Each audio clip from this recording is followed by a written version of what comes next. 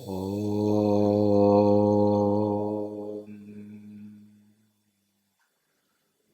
ഗുരുർബ്രഹ്മാ ഗുരുർവിഷ്ണു ഗുരുർദേവോ മഹേശ്വരഃ ഗുരുസാക്ഷാത് പരം ബ്രഹ്മ തസ്മൈ ശ്രീ ഗുരവേ നമഃ.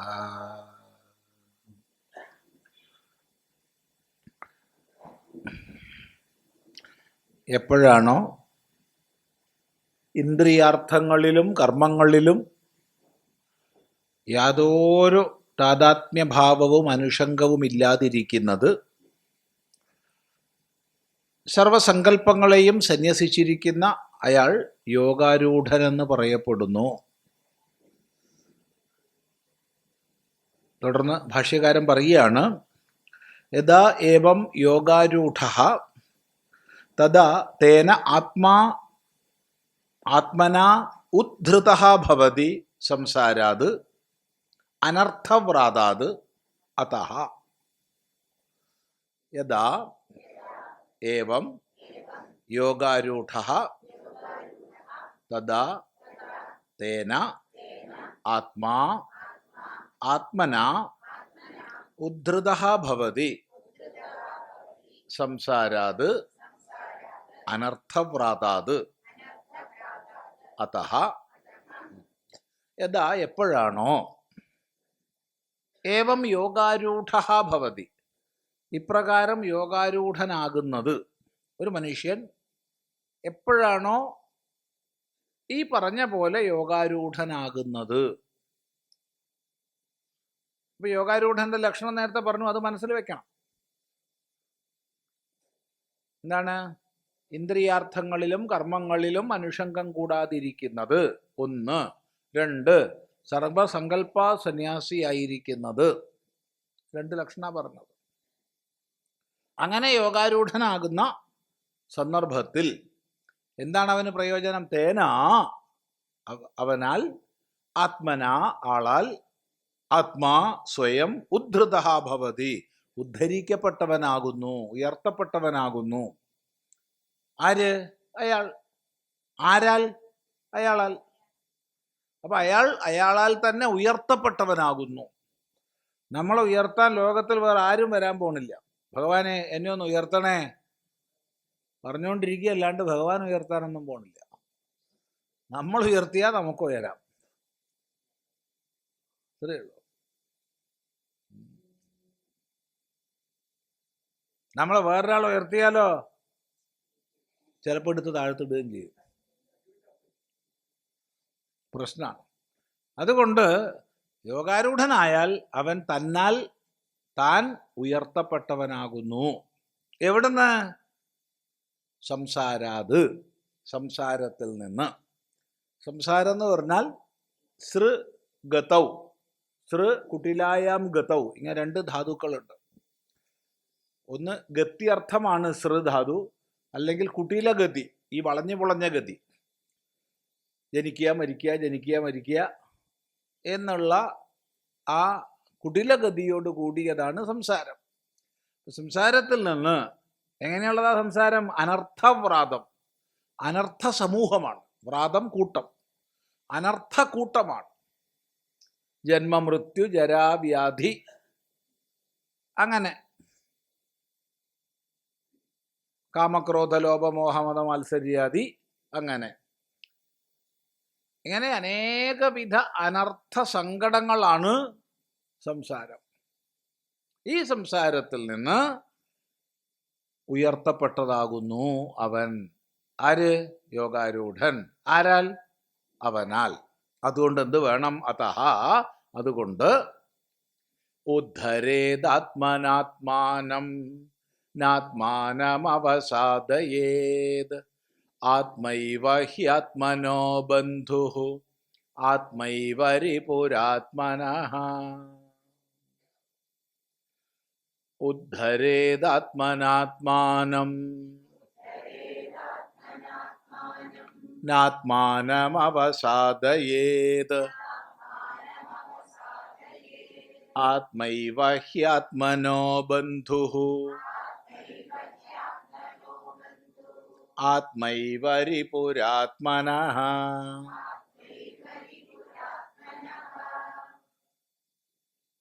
ഭഗവത്ഗീത മുഴുവൻ പഠിച്ചില്ലെങ്കിലും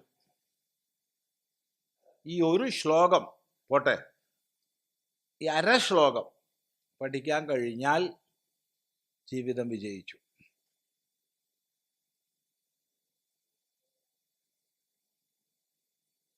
നമുക്ക് 1000 ദൈവങ്ങളിൽ വിശ്വാസം ഉണ്ടെന്ന് വെച്ചോളൂ, നല്ലത് തന്നെ. തന്നിൽ വിശ്വാസം ഇല്ലെങ്കിലോ എല്ലാം പോയി. തൻ്റെ കരുത്ത്, തൻ്റെ സാധ്യത, അതിനെ വിശ്വസിച്ച്, അതിനെ മാനിച്ച്, അതിനെ പോഷിപ്പിച്ച് ജീവിക്കുന്നവർക്കേ ജീവിതത്തിൽ വിജയമുള്ളൂ. ഏത് മേഖലയിലായാലും, അത് ബ്രഹ്മചാരിയായാലും ഗൃഹസ്ഥനായാലും വാനപ്രസ്ഥനായാലും സന്യാസിയായാലും ആരായാലും. എന്നെ ഉയർത്താൻ ലോകത്ത് വേറെ ആരുമില്ല, എന്നെ ഉയർത്താൻ ഞാൻ മാത്രമേ ഉള്ളൂ. വേറെ ഏതാശ്രയം സ്വീകരിച്ചാലും തൽക്കാലത്തേക്ക് ഊന്നുവടി പോലെ, സ്തംഭത്തിന് മുകളിൽ ഉയർത്തി വെച്ച വിളക്ക് പോലെ നമുക്ക് ചിലപ്പോൾ ഉയരാൻ പറ്റും. സ്തംഭം ഇളകിയാലോ പോയി, ഊന്നുവടി പൊട്ടിയാലോ പോയി. ഇവിടെയാണ് നിനക്ക് ഞാനുണ്ട്, നീ എന്നെ പ്രാർത്ഥിച്ചോളൂ. അതല്ല വേദാന്തം. വേദാന്തം എന്താണ്? നിനക്ക് നീയുണ്ട്, നീ മാത്രമേ ഉള്ളൂ. അപ്പം എൻ്റെ പതി പത്നി അതൊക്കെ ലോകത്തിലുണ്ടാവും, ബന്ധുക്കൾ. ജീവിതത്തെ കൃതാർത്ഥമാക്കുന്നതിനൊരു പതിയുമില്ല, പത്നിയുമില്ല, ഒരുത്തനുമില്ല, ഒരുത്തിയുമില്ല. അവിടെ താൻ മാത്രമേ ഉള്ളൂ. അത് മനസ്സിലാക്കിയാൽ നല്ലത്. ഇല്ലെങ്കിൽ നമ്മൾ എപ്പോഴും ആശ്രിതന്മാരാകും. ദൈവമേ രക്ഷിക്കണേ, എടാ എനിക്ക് എത്ര പണിയുണ്ട്. നിന്നെപ്പോലപ്പോ 1400 കോടി ജനങ്ങൾ പറയുന്നുണ്ട്, ഞാൻ എവിടേക്കൊക്കെയാ പോണ്ടത്? അല്ലേ? എന്താ അഭിപ്രായം? ദൈവം എന്താ പറയുക? ദൈവം പാവത്തിന് സ്ഥിതിയെന്ന് ആലോചിച്ച് നോക്കൂ. ദൈവത്തെ ആലോചിച്ചിട്ടാ വലിയ സങ്കടം. കാരണം എന്താ വെച്ചാൽ ആളൊന്നേ ഉള്ളൂ, ഒറ്റയാള്. 1400 കോടി ജനങ്ങൾ പറയുക എന്ത്? 900 കോടി ജനങ്ങൾ അറിയപ്പെടുന്നവർ, ബാക്കിയുള്ള ജന്തുക്കളെല്ലാം കൂടി കൂട്ടിയാൽ എത്ര കോടി ഉണ്ടാവും എന്നറിയില്ല. കോടാനുകോടി ഒന്നിച്ച് പ്രാർത്ഥിക്കുക, രക്ഷിക്കണേ രക്ഷിക്കണേ. എന്താ മൂപ്പര് ചെയ്യുക? പ്രശ്നമല്ലേ? സത്യത്തിൽ ദൈവത്തിനെ പറ്റി ആലോചിച്ചിട്ടാ വലിയ സങ്കടം തോന്നാം. എന്നെപ്പറ്റി എനിക്ക് അത്രയ്ക്ക് വലിയ സങ്കടമല്ല. പാവം. അതുകൊണ്ട് നീ മനസ്സിലാക്കാൻ, നിന്നെ ഉയർത്താൻ നീ തന്നെയുള്ളൂ, വേറെ ആരുമില്ല. ആശ്രിതനാവരുത്.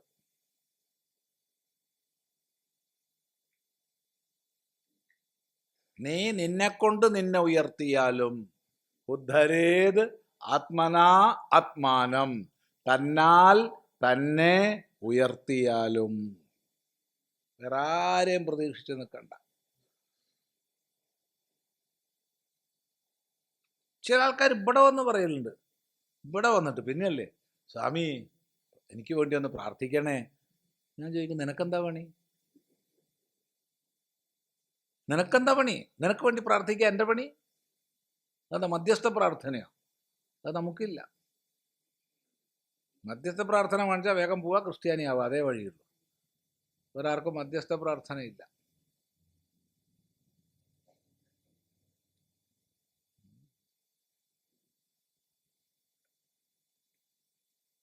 അതും മധ്യസ്ഥ പ്രാർത്ഥനയിൽ വിശ്വസിച്ചാൽ പ്രശ്നമാണ്. എന്താ പ്രശ്നം? ഇക്കൊല്ലം വലിയൊരു പ്രശ്നം ഉണ്ടായി. 2025 വലിയ പ്രശ്നം. കാരണം ഇത്രയും കാലമായിട്ട് കത്തോലിക്ക ക്രിസ്ത്യാനികൾ മറ്റ് ക്രിസ്ത്യാനികളെ പോലെ യേശുവിനെയും പുണ്യമാതാവിനെയും പ്രാർത്ഥിക്കാറുണ്ട്. 200 വർഷങ്ങളായിട്ട് വലിയ ചർച്ച നടക്കുന്നുണ്ട്, മാതാവിനെ പ്രാർത്ഥിക്കാൻ പാടുണ്ടോ ഇല്ലയോ. മാതാവ് മധ്യസ്ഥ പ്രാർത്ഥനയ്ക്ക് യോഗ്യയാണോ, മാതാവ് രക്ഷകയാണോ എന്നുള്ള ചർച്ച 200 കൊല്ലം കഴിഞ്ഞു. ക്രിസ്തീയ സഭയിൽ തീരുമാനമായി 2025. എന്താ തീരുമാനം? മാതാവ് മധ്യസ്ഥയല്ല, മാതാവിനോട് പ്രാർത്ഥിക്കാൻ പാടില്ല, യേശു മാത്രമാണ് രക്ഷകൻ, മാതാവ് രക്ഷകയല്ല എന്ന് പ്രഖ്യാപനം വന്ന് പോപ്പ് പ്രഖ്യാപിച്ചു കഴിഞ്ഞു. പേപ്പർ ഡിക്ലറേഷൻ വന്നു. 200 ശില്ലാൻ കൊല്ലത്തെ തർക്കമാണ് അവസാനിച്ചത്. അതോടുകൂടി തർക്കം അതിൻ്റെ 10 ഇരട്ടി കൂടി. കാരണം ഇത്രയും കാലം മാതാവിനെ പ്രാർത്ഥിച്ചവർ എന്ത് ചെയ്യും? അവർ രക്ഷപ്പെട്ടില്ലേ? അവർ പാപികളായോ? ചോദ്യം 1. ചോദ്യം 2, ആയിരക്കണക്കിന് പള്ളികളുണ്ട് മാതാവിൻ്റെത്, അതൊക്കെ ഇനി അടച്ചു പൂട്ടുവോ?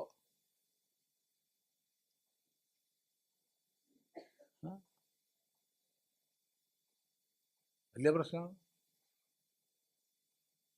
അപ്പൊ ഒരു മധുരം പുരട്ടല്, മാതാവിനോട് പ്രാർത്ഥിക്കാം, രക്ഷകയല്ല, സഹരക്ഷകയുമല്ല, അത്രേ പറഞ്ഞിട്ടു. പ്രാർത്ഥിക്കുന്നതിന് വിരോധമല്ല. രക്ഷകയല്ല പിന്നെ എന്തിനാ പ്രാർത്ഥിക്കുന്നത്? അതെ. അപ്പൊ മറ്റ് പുണ്യാളന്മാരോട് പ്രാർത്ഥിക്കുന്നത് പോലെ മാത്രമേ മാതാവിനോടുള്ളൂ. മാതാവ് രക്ഷകയല്ല, സഹരക്ഷകയുമല്ല. പുണ്യാളന്മാരോട് പ്രാർത്ഥിച്ചാൽ അവരിലൂടെ രക്ഷകനിലേക്ക് എത്തും, അതുപോലെ മാതാവിനോട് പ്രാർത്ഥിച്ചാലും എത്തും. അപ്പോൾ ഇത്രയും കാലം മാതാവിനോട് സ്വതന്ത്ര പ്രാർത്ഥന ചെയ്തത് പാപമായോ അല്ലയോ?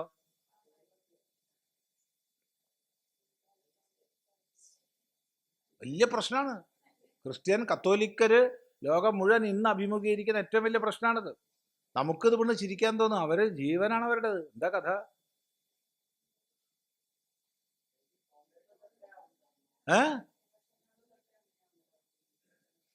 ഓ മുമ്പേ പ്രാർത്ഥിച്ച എന്തായി?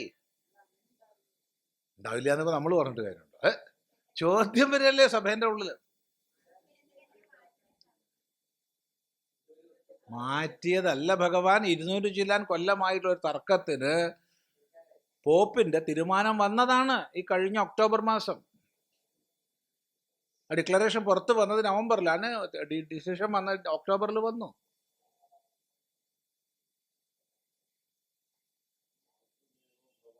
അപ്പോ മാതൃദേവത അങ്ങോട്ട് കൊണ്ടോണ്ട വെറുതെ. അപ്പോ ഉദ്ധരേതാത്മനാത്മാനം. അതുകൊണ്ട് നിന്നെ കൊണ്ട് നിന്നെ ഉയർത്തിയാലും അവനെ ഇവനെയൊക്കെ നോക്കിക്കഴിഞ്ഞാൽ സംഗതി പെശക. നാളെ അവര് മാറ്റി പറയും, മറ്റന്നാൾ മറ്റവര് മാറ്റി പറയും. ഭഗവാനെ നാരായണ രക്ഷിക്കണേന്ന് പ്രാർത്ഥിച്ചു. അപ്പോഴാ ലക്ഷ്മി പറയണത്, അങ്ങനെ ഞാൻ നാരായണനെ വിട്ടുതരില്ല എന്ന് പറഞ്ഞാലോ.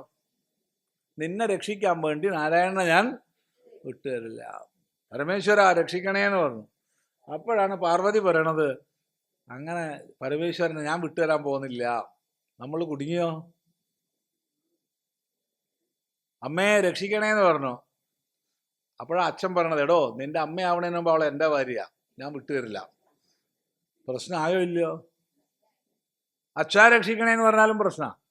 അമ്മ പറയും ഞാൻ വിട്ടുതരില്ല, കാരണം നിന്റെ അച്ഛനാവണേന് മുമ്പ് എൻ്റെ ഭർത്താവായതാ, അവിടെ എൻ്റെ ഇഷ്ടമാണ്. അതുകൊണ്ട് ഏറ്റവും നല്ലത് എന്താണ്? അവനോനെ രക്ഷിച്ചുകൊള്ളാം. അത് വേറെ ആരോടും ചോദിക്കണ്ട, ഒരാളോടും ചോദിക്കണ്ട. വലിയ പ്രശ്നമാണ്. ഇതെന്തൊരു പ്രായോഗിക സിദ്ധാന്തം ആലോചിച്ച് നോക്കും. ഇതാണ് തൻ്റെ ബലം. അതുകൊണ്ട് ഇതര ശാസ്ത്രങ്ങൾ, ഭക്തിശാസ്ത്രങ്ങളൊക്കെ 1000 ദൈവങ്ങളെ പറ്റി പറയുന്നുണ്ടെങ്കിൽ വേദാന്തം പറയുന്നത് തന്നെ കുറിച്ചാണ്, തൻ്റെ മഹിമയാണ്. അതെ അതെ. അതുകൊണ്ട് ഉദ്ധരേതാത്മനാത്മാനം ഈ ഒരൊറ്റ മന്ത്ര ഹൃദയത്തിലാണ്ട് എഴുതി വെച്ചാൽ മതി. പക്ഷേ ഇന്നലെ വരെ നമ്മൾ ചിന്തിച്ച ഉറപ്പിച്ച പലതും കളയേണ്ടി വരും, ഇല്ലേ? അതെ, ഇന്നലെ വരെ നമ്മൾ ചിന്തിച്ചുറപ്പിച്ച പലതും ഉപേക്ഷിക്കേണ്ടി വരും. ഒരു ശക്തമായിട്ടൊരു ഇടി വെട്ടിയാൽ അപ്പം തന്നെ അർജുനം ഫൽഗുനം പാർത്ഥം വിജയനും വിശദമായവർ, പിന്നെ കിരീടിയും അല്ലേ, ശ്വേതാശ്വൻ എന്നും ധനഞ്ജയൻ ജിഷ്ണുവും മുത്തശ്ശി പഠിപ്പിച്ചു തന്നതാണ്. എന്നാ പേടി ഉണ്ടാവില്ല മക്കളെ. സ്വപ്നം കണ്ട് കരഞ്ഞു, അപ്പൊ പറഞ്ഞു അയ്യോ ആലത്തിയൂരെ ഹനുമാനെ പ്രാർത്ഥിച്ചാൽ മതിയേ, രക്ഷിക്കണേ. ഇതൊക്കെ മാറ്റേണ്ടി വരും. ഇന്നലെ വരെ കഴിച്ച മരുന്ന് കൊണ്ട് സുഖമുണ്ടെങ്കിൽ ഇന്ന് വലിയ ഡോക്ടറെ അടുത്ത് പോകേണ്ട ആവശ്യമുണ്ടോ? ഇല്ല. ഇന്നലെ വരെ കഴിച്ച മരുന്നുകൊണ്ട് സുഖമില്ലാത്തോണ്ടല്ലേ വേദാന്തമാകുന്ന വലിയ ഡോക്ടറെ അടുത്തേക്ക് പോയത്. അപ്പൊ പിന്നെ ആ മരുന്നിന്റെ സ്ട്രിപ്പും പ്രിസ്ക്രിപ്ഷനും സ്കാനിങ് റിപ്പോർട്ടും എക്സ്റേ ഒക്കെ കൊണ്ടുപോകണോ? എന്താ അഭിപ്രായം? വേണ്ട. അതുകൊണ്ട് പ്രയോജനമില്ല എന്ന് മനസ്സിലായി കഴിഞ്ഞു. എനിക്ക് മനസ്സിലായിട്ടില്ല സ്വാമി, നിന്നോട് ആരെങ്കിലും പറഞ്ഞോ വേദാന്തത്തിലേക്ക് വരാൻ? പോയിക്കോ. വേദാന്തത്തിലേക്ക് വരുമ്പോ ഇന്നലെ വരെയുള്ള പലതും നമ്മൾ ഉപേക്ഷിക്കാൻ തയ്യാറാവേണ്ടി വരും. എല്ലാവർക്കും അതിനുള്ള കരുത്തുണ്ടാവില്ല. അതുകൊണ്ട് വേദാന്തം എല്ലാവർക്കും ഉള്ളതല്ല.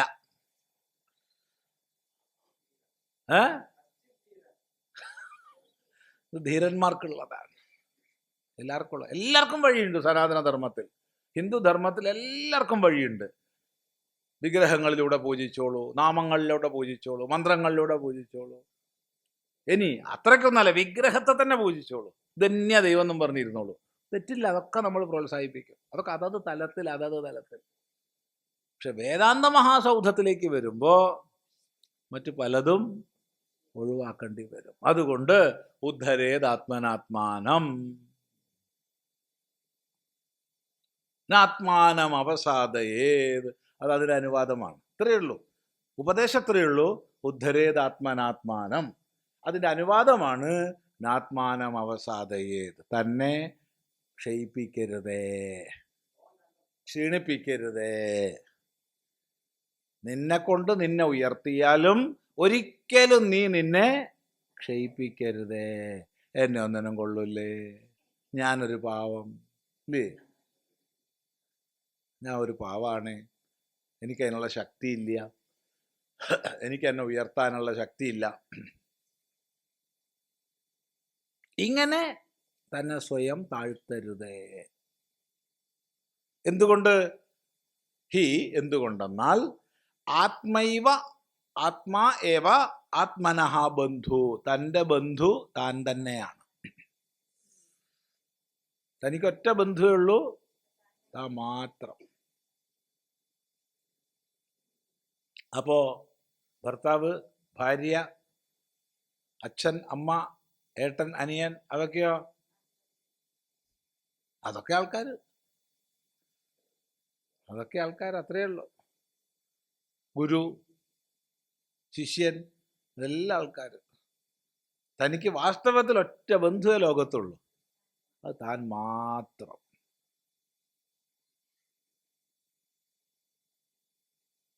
ആത്മൈവ രിപുരാത്മന, തനിക്ക് ശത്രു താൻ തന്നെയാണ്.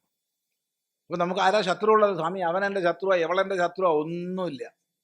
പുറത്താരും ശത്രുവില്ല. അത് നമ്മൾ വെറുതെ വിചാരിക്കുക. നമ്മൾ മാത്രമാണ് നമ്മുടെ ശത്രു. അപ്പൊ എപ്പോഴാണ് നാം നമുക്ക് ബന്ധുവാവുക? എപ്പോഴാണ് നാം നമുക്ക് ശത്രു ആവുക? ഈ ചോദ്യമുണ്ട്. അതവിടെ നിൽക്കട്ടെ, അത് അടുത്ത ശ്ലോകത്തിൽ പറയാം. ഇപ്പം ഇത്രയും മനസ്സിലാക്കിയാൽ മതി. ഉദ്ധരേതാത്മനാത്മാനം, അതിൻ്റെ അനുവാദമാണ് നാത്മാനം അവസാദയേത്. ശരി, നോക്കൂ. ഉദ്ധരേത് സംസാരസാഗരേ നിമഗ്നം ആത്മന ആത്മാനം തതഃ ഊർധ്വം ഹരേത് ഉദ്ധരേത് യോഗാരൂഢതാം ആപാദയേത് ഇത്യർത്ഥഃ. ന ആത്മാനം അവസാദയേത് ന അധോനയേത് ന അധോഗമയേത്. ആത്മാ ഏവ ഹി അസ്മാദ് ആത്മനഃ ബന്ധുഃ ന ഹി അന്യഃ കശ്ചിത് ബന്ധുഃ യ സംസാരമുക്തയേ ഭവതി. ബന്ധുഃ അപി താവത് മോക്ഷം പ്രതി പ്രതികൂല ഏവ. സ്നേഹാദിബന്ധനായ തനത്വാത് തസ്മാത് യുക്തം അവധാരണം ആത്മാ ഹി ആത്മാ ഏവ ഹി ആത്മനോ ബന്ധു ഇതി. ആത്മാ ഏവ രിപുഃ ശത്രുഃ യഹ അന്യഃ അപകാരി ബാഹ്യഃ ശത്രുഃ സ അപി ആത്മപ്രയുക്തഃ ഏവ ഇതി യുക്തമേവ അവധാരണം ആത്മാ ഏവ രിപുഃ ആത്മന ഇതി. ഉദ്ധരേത് സംസാരസാഗരേ നിമഗ്നം ആത്മന ആത്മാനം തതഃ ഉദ് ഊർധ്വം ഹരേത് ഉദ്ധരേത് യോഗാരൂഢതാം ആപാദയേത് ഇത്യർത്ഥഃ. ന ആത്മാനം അവസാദയേത് ന അധോ നയേത് ന അധോ ഗമയേത്. ആത്മാ ഏവ ഹി യസ്മാദ് ആത്മനഃ ബന്ധുഃ ന ഹി അന്യഃ കശ്ചിത് ബന്ധുഃ യഹ സംസാരമുക്തയേ ഭവതി. ബന്ധുഃ അപി താവത് മോക്ഷം പ്രതി പ്രതികൂലഃ ഏവ സ്നേഹാദിബന്ധനായതനത്വാത്. തസ്മാത് യുക്തം അവധാരണം ആത്മാ ഏവ ഹി ആത്മനഃ ബന്ധുഃ ഇതി. ആത്മാ ഏവ രിപുഃ ശത്രുഃ യഹ അന്യഃ അപകാരി ബാഹ്യഃ ശത്രുഃ സഹ അപി ആത്മപ്രയുക്ത ഏവ ഇതി യുക്തമേവ അവധാരണം ആത്മാ ഏവ രിപുഃ ആത്മനഃ ഇതി. അപ്പൊ ഉദ്ധരേത് ഉയർത്തിയാലും, ഉദ്ധരേ എന്ന് പറഞ്ഞാൽ ഉയർത്തിയാൽ, മുകളിലേക്ക് ഉയർത്തിയാൽ. ഇപ്പൊ മുകളിലേക്ക് ഉയർത്തുക എന്ന് പറഞ്ഞാൽ ഏതോ ഒരു താഴെ നിന്നാണ്, മുകളിലുള്ള ആളെ മുകളിലേക്ക് ഉയർത്തേണ്ട ആവശ്യമില്ല. അപ്പൊ ഇവിടുന്ന് സംസാരസാഗരേ നിമഗ്നം, ഈ സംസാര സമുദ്രത്തിൽ മുങ്ങിക്കിടക്കുന്നവനെ, സംസാര സമുദ്രത്തിൽ മുങ്ങിക്കിടക്കുന്നവൻ, കർമ്മപാശങ്ങളാൽ ബദ്ധരായി ഈ സംസാരത്തിൽ മുങ്ങിക്കിടക്കുന്നവർ ആരൊക്കെയാ? നമ്മളൊക്കെ, സകല മനുഷ്യന്മാരും ദൈവങ്ങളും പശുപക്ഷി മൃഗാദികൾ ബ്രഹ്മാവ് മുതൽക്ക് ഇങ്ങോട്ട് എല്ലാവരും കർമ്മപാശത്തിൽപ്പെട്ട് ഈ സംസാരത്തിൽ മുങ്ങിക്കിടക്കുകയാണ്. നമ്മളൊക്കെ പിന്നെ ഒരു നിവൃത്തിയുണ്ട് നമുക്കൊക്കെ, ഇല്ലേ? ഇവരൊക്കെ സ്തുതി ആലോചിച്ചൊക്കെ, ബ്രഹ്മാവിൻ്റെയും വിഷ്ണുവിൻ്റെയും ഒക്കെ സ്തുതിയൊക്കെ ഒന്ന് ആലോചിച്ച സങ്കടമാണ്. ഇത്ര കാലം എന്തൊക്കെ പണിയാ.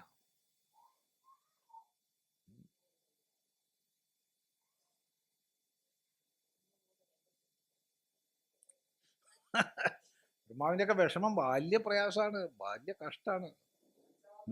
വിഷ്ണുവിൻ്റെ സ്തുതി അതിനേക്കാൾ സങ്കടമാണ്. കാരണം നോക്കൂ, നമ്മളെ ഏറ്റവും വലിയ നടൻ, ഇപ്പം നിങ്ങൾ നമ്മളൊക്കെ ഏറ്റവും അധികം ബഹുമാനിക്കുന്ന സ്നേഹിക്കുന്ന നടന്മാരെടുത്തോളൂ, അവർക്കൊക്കെ മനുഷ്യൻ്റെ രൂപത്തിൽ വില്ലനായിട്ടും പുണ്യാളനായിട്ടും കാമുകനായിട്ടും ദുഷ്ടനായിട്ടും ഒക്കെ അഭിനയിച്ചാൽ മതി. ഇത് മത്സ്യമായിട്ട് കൂർമ്മമായിട്ട് എന്തൊരു കഷ്ടപ്പാടാ. ഛോ, വരാഹം പന്നിയായിട്ട്, രണ്ടും കെട്ടത് നരസിംഹം, മനുഷ്യനും അല്ല മൃഗവും അല്ല. ഒന്ന് ആലോചിച്ച് നോക്കൂ, എന്ത് സങ്കടം. പാവം.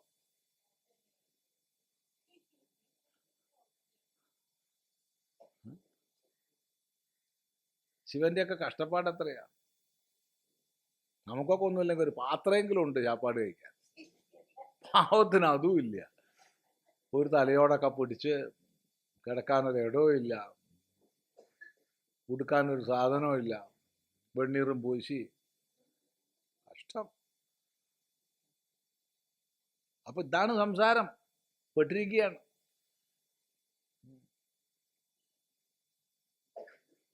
എന്തെങ്കിലും ലോക്യം മടിയിലിരിക്കുന്നവളോട് പറഞ്ഞാൽ തലയിലുള്ള ആൾക്ക് വിരോധമാവും, തലയിലുള്ള ആളോട് ലോക്യം പറഞ്ഞാലോ മടിയിലുള്ള ആൾക്ക് വിരോധമാവും. വലിയ ശിവന്റെ ഒക്കെ സ്ഥിതി ഒന്ന് ആലോചിച്ച് നോക്കും, വലിയ പ്രശ്നമാണ്.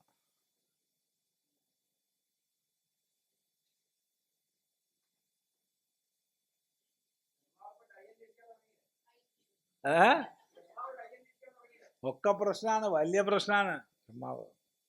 ബ്രഹ്മാവ് ഡൈ ഒന്നും അന്വേഷിക്കില്ല, കാരണം ഓരോ സൃഷ്ടിയും വ്യത്യസ്തമാണ്. ഒരിക്കലും ബ്രഹ്മാവ് ഡൈ അന്വേഷിക്കില്ല, ഒരിക്കലും. കാരണം എന്താന്ന് ചോദിച്ചാൽ 10,000 ജീവജാലങ്ങൾ ഉണ്ടെങ്കിൽ 10,000 വ്യതിരിക്തമാണ്. അപ്പൊ ഇന്നും ഡൈയിലുണ്ടാക്കി ഒന്നുമില്ല, ഒന്നുപോലുമില്ല, ഒന്നുപോലുമില്ല.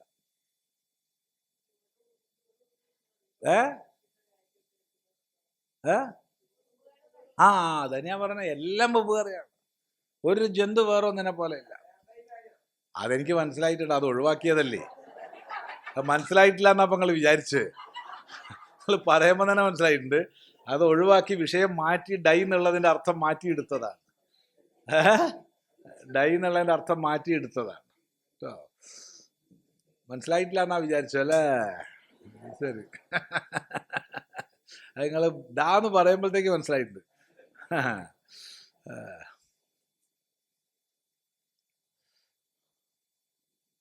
അപ്പൊ താല്പര്യം ഈ സംസാരത്തിൽ നിമഗ്നമായിരിക്കണം, നിശേഷേണ മുങ്ങിക്കിടക്കണം അവസ്ഥയിലാപ്പുള്ളത്.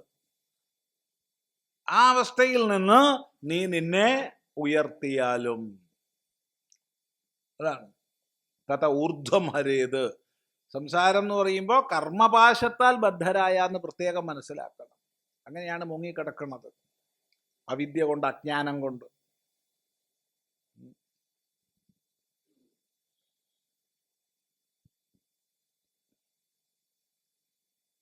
അങ്ങനെയുള്ള തന്നെ ഊർധ്വം ഹരേത്, മുകളിലേക്ക് ഉയർത്തിയാലും.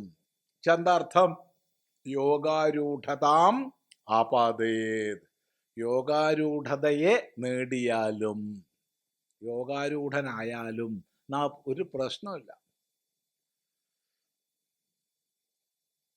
ബ്രഹ്മാവിനെ കണ്ടാലും സന്തോഷം, വിഷ്ണുവിനെ കണ്ടാലും സന്തോഷം, കൃമിയെ കണ്ടാലും സന്തോഷം, കീടത്തെ കണ്ടാലും സന്തോഷം. അറിയുള്ളൂ. ഞാൻ നിന്റെ ശത്രുവാണ്, സന്തോഷം. ഞാൻ നിന്റെ മിത്രമാണ്, സന്തോഷം. എല്ലാവർക്കും സീറ്റുണ്ട്.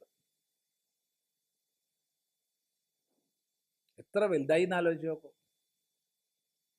യോഗാരൂഢതാം അപാദയേത് ന ആത്മാനം അവസാദയേത്, തന്നെ ക്ഷീണിപ്പിക്കരുതേ, തന്നെ ക്ഷയിപ്പിക്കരുതേ.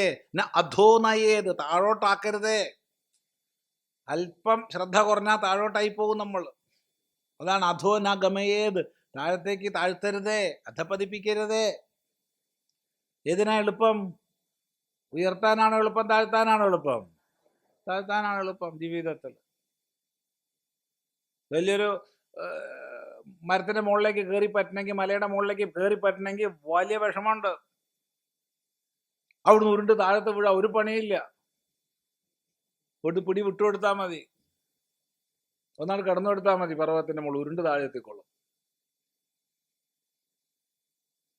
ഇതെല്ലാം അങ്ങനെയാണ് ജീവിതത്തിൽ. എപ്പോഴും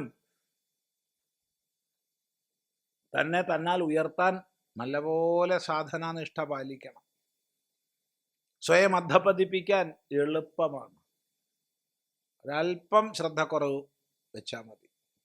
അങ്ങനെ സംഭവിക്കരുതേ എന്ന് കാരുണ്യത്തോടു കൂടി, സ്നേഹത്തോടു കൂടി പറയുകയാണ്. ഞാൻ അധോഗമയേത്. എന്തുകൊണ്ട് എന്താ അങ്ങനെ പറഞ്ഞത്? കാരണം പറഞ്ഞുതരാം. ആത്മായവ ഹി അസ്മാത് ആത്മനഹ ബന്ധു, നമ്മുടെ ബന്ധു നമ്മൾ തന്നെയാണ്. നിന്റെ ബന്ധു നീ തന്നെയാണ്. നഹി അന്യഹ കശ്ചിത് ബന്ധു, വേറൊരു ബന്ധുവും ഇല്ല. ഉറപ്പിച്ച് പറയാണ് ശങ്കരാചാര്യ സ്വാമികൾ, വേറെ ഒരു ബന്ധുവും ഇല്ല. എവിടെ? അയ്യോ എനിക്ക് കുറെ ബന്ധുണ്ട് കേട്ടോ, എനിക്ക് ബന്ധുക്കളുണ്ട്. നമ്മൾ പറയാണ് എത്ര ബന്ധുക്കളുണ്ട്? വീട്ടിൽ തന്നെ എത്ര പേരുണ്ട്? പതിയുണ്ട്, പത്നിയുണ്ട്, രണ്ടും കൂടി ഒരാൾക്കുണ്ടാവില്ല, എന്നാലും അന്യോന്യം പറയാം. മക്കളുണ്ട്, മക്കളുണ്ട്, ഏട്ടനുണ്ട്, അനിയത്തിയുണ്ട്, അതുണ്ട്, ഇതുണ്ട്, പിന്നെ മാമൻ മാമി, അങ്ങോട്ട് പോവും. ഇത്ര ബന്ധുക്കളാ. അതൊക്കെ ഇല്ലേ? ഭാഷ്യകാരൻ പറയുകയാണ്, അതൊക്കെ ഉണ്ടാവാം, ഇല്ല എന്നൊന്നും ഞാൻ പറയണില്ല. പക്ഷേ സംസാരമുക്തയേ യഹ ഭവതി, ഈ സംസാരത്തിൽ നിന്ന് മുക്തിക്കായിക്കൊണ്ട് നമുക്കൊരു ബന്ധുവും ഇല്ല, നമ്മൾ തന്നെയുള്ളു. അപ്പൊ ചിലപ്പോൾ സംശയം വരും, ഗുരുനാഥൻ ഇല്ലേ? ഇല്ല. ഉറപ്പിച്ച് പറയണം, ഇല്ല. എന്താ കാരണം? ഗുരുനാഥൻ ഉപദേശിച്ചു തരും, വഴി കാണിച്ചു തരും. പോണ്ടതാരാ? നമ്മൾ ഒറ്റയ്ക്കാ. ഗുരു ഉണ്ടാവില്ലേ? പിന്നെ ഗുരുവിന് അതല്ലേ പണി, നിന്റെ കൂടെ വരിക. കോഴിക്കോട് ബോർഡ് ഇത്ര കിലോമീറ്റർ ഇന്ന ദിശയിൽ നിന്ന് കണ്ടാൽ ആ വഴിയിലൂടെ പോവുക, അതാണ് ഗുരുവിൻ്റെ ധർമ്മം. വഴി കാണിച്ചു തന്നു, പോണ്ടത് നമ്മളാ. ഓരോ ജംഗ്ഷനിലും ബോർഡ് വെച്ചിട്ടുണ്ടാവും, അത് ഗുരുവിൻ്റെ പണിയാണ്. അല്ലാണ്ട് ചിലർ വിചാരിക്കണം നമ്മളെ ഗുരു കൊണ്ടുപോയിട്ട് അവിടെ ഇരുത്തും, നമ്മൾ ദക്ഷിണ കൊടുത്താൽ മതി എന്നാണ്.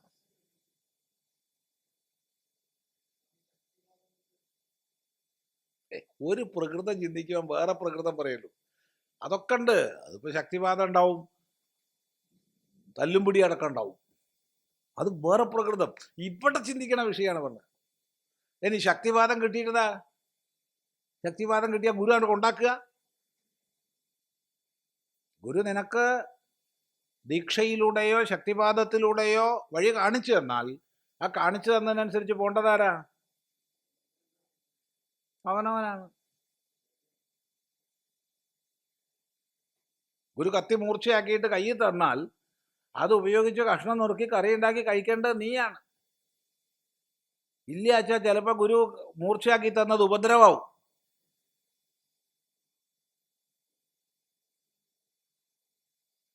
അത് ശ്രദ്ധിക്കുക. അതുകൊണ്ട് ആശ്രയബുദ്ധി ഒന്ന് ഒഴിവാക്കുക. പിന്നെ ആശ്രയബുദ്ധിക്ക് ശക്തിവാദം കിട്ടില്ല.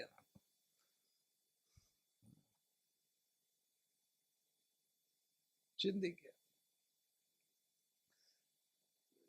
ആത്മാ നഹി അന്യഃ കശ്ചിത് ബന്ധു യസ് സംസാരമുക്തയേ ഭവതി. സംസാരമുക്തിക്കായിക്കൊണ്ട് ഒരു ബന്ധുവും നമുക്കില്ല. ഈ സംസാരത്തിനുള്ളിൽപ്പെട്ട കർമ്മങ്ങൾക്ക് ബന്ധുവുണ്ട്.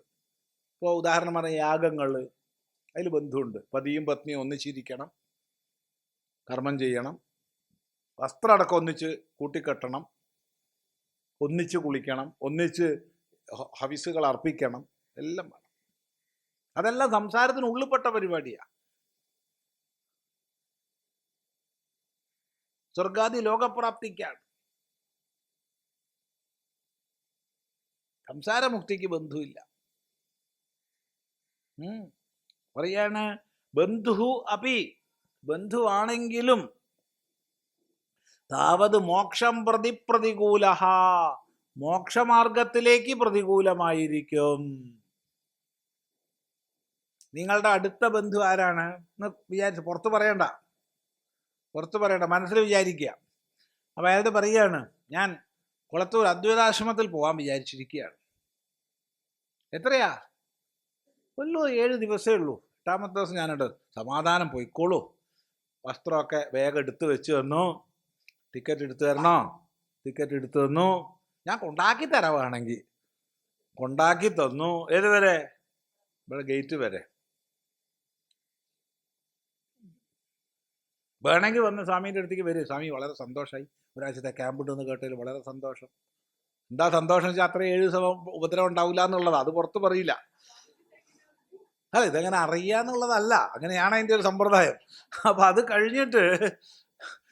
കഴിഞ്ഞ് 7 ദിവസമായപ്പോൾ സന്തോഷം, സമാധാനം, നന്നായി, നീ ആള് നന്നായിട്ടുണ്ട് കേട്ടോ, ആശ്രമം തിരിച്ചു വന്നപ്പോൾ നന്നായിട്ടുണ്ട്.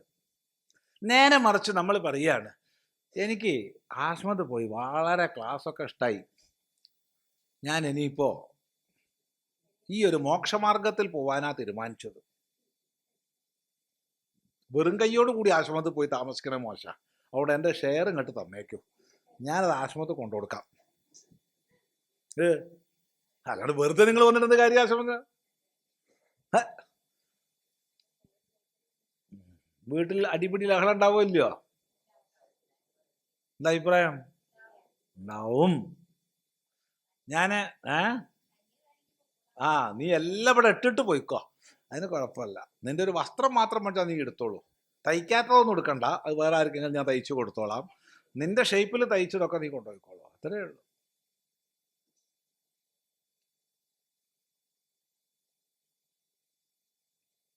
ചെറിയ കുട്ടികളൊക്കെ ആശ്രമത്തൊക്കെ പോകുമ്പോൾ അച്ഛനമ്മമാർക്ക് എന്തൊരു സന്തോഷമാണെന്നറിയോ? അച്ഛനമ്മമാർ പ്രേരിപ്പിക്കും, നല്ല ശീലം വരും മക്കളെ, പോയിക്കോളൂ, നല്ല ക്ലാസ്സുകളൊക്കെ കേട്ടോളൂ, കുട്ടി ദിവസവും വരാൻ തുടങ്ങട്ടെ.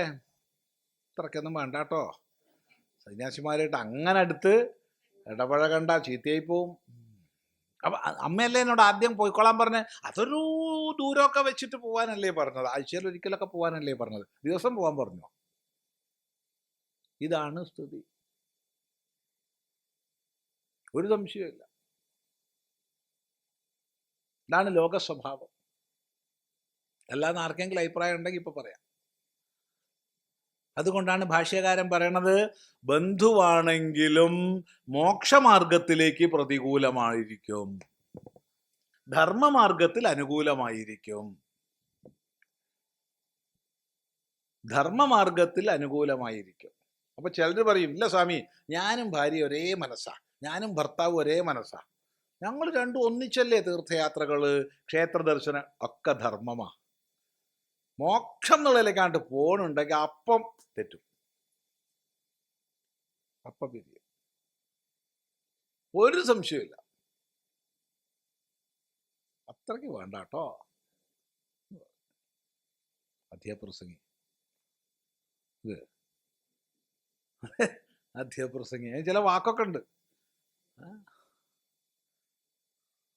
അതാണ് പറഞ്ഞത്, സ്നേഹാദിബന്ധനായതനത്വാത്, സ്നേഹം തുടങ്ങിയ ബന്ധനങ്ങളെ ചേർക്കുന്നത് കൊണ്ട്, അയ്യോ കരച്ചിൽ തുടങ്ങും, പൊഴിച്ചിൽ തുടങ്ങും, എന്നെ വിട്ടുപോവാണോ, എന്നാ ഞാനും വരാം. നീ വന്നാ പിന്നെ എങ്ങനെ ശരിയാവും? നീ വന്ന കാര്യം പൊളിഞ്ഞില്ലേ? നമ്മള് രസകരമായൊരു സംഭവം പറഞ്ഞുതരാം. നമ്മള് ഈ രസകരമൊക്കെ ആലോചിച്ചാൽ ഭാഷ്യം ഇവിടെ മുന്നോട്ട് നീങ്ങില്ല.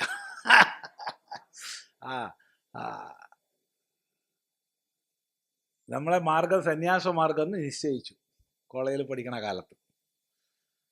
അപ്പൊ എന്താ വഴി? എന്തെങ്കിലുമൊക്കെ വഴി വേണമല്ലോ. അതൊക്കെ പലതും അങ്ങനെ ആലോചിച്ച് വളരെ ചുഴിഞ്ഞ് ആലോചിച്ചുകൊണ്ട് പോവുക.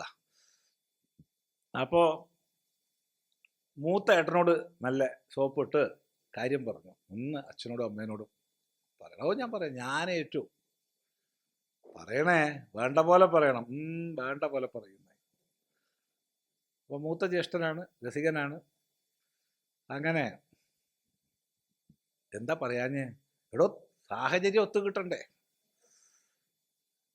രണ്ടാമത്തെ ദിവസമായി, മൂന്നാമത്തെ ദിവസമായി, സാഹചര്യം ഒത്തു കിട്ടണ്ടേ?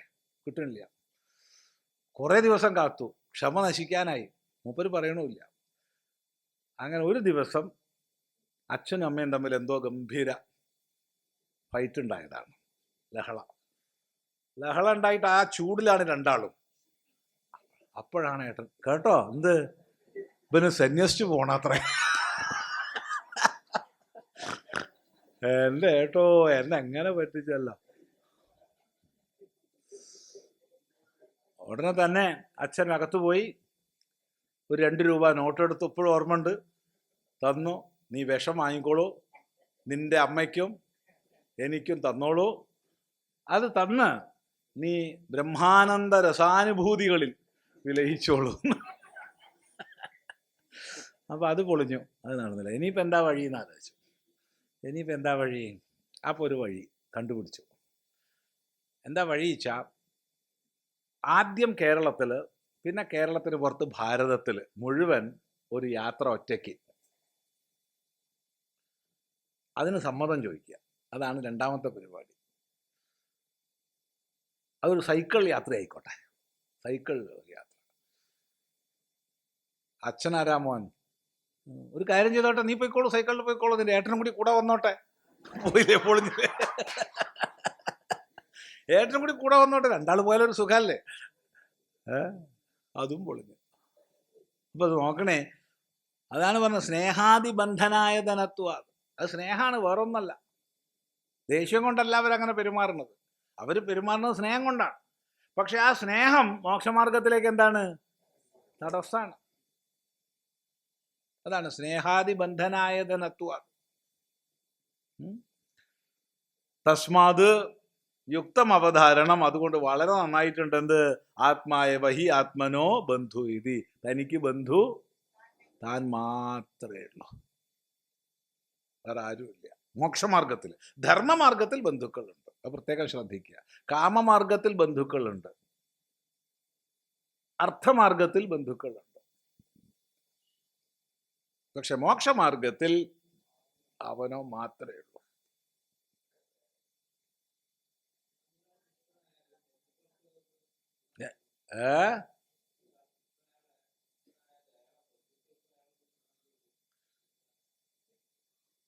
ഒരു മുക്തനെ കൊണ്ട് അയാളുടെ ബന്ധുക്കൾക്കും ഗുണമല്ലേ ഉള്ളൂ.